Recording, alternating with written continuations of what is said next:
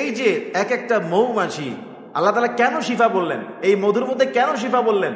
মৌমাছিগুলো তারা যখন ফুলের মধ্যে বসে, তাদের স্পেশাল একটা হুল আছে, এই হুল দিয়ে রসটাকে টেনে নিয়ে যায়। তাদের পেটের ভিতরে পাকস্থলী দুইটা। কয়টা?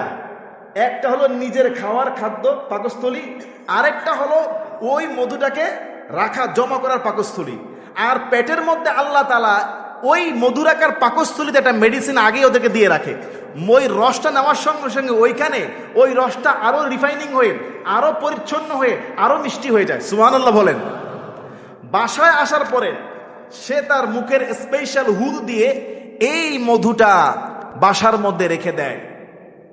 এবং দেখেন আল্লাহ তাআলা যেই মধুর মুখে, যেই মৌমাছির মুখে কি মধু, সেই মৌমাছির মুখে আবার দিছে কি বিষ, যাতে করে সহজে যেন কাছে ধরে কেউ ঘেঁষতে না পারে।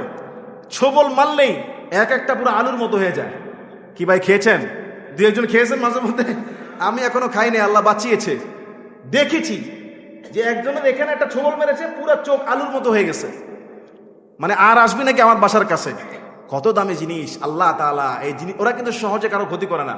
আপনি ওদের বাসায় ঢিল মারবেন, ক্ষতি করবেন, ওরা আপনাকে ক্ষতি করবে।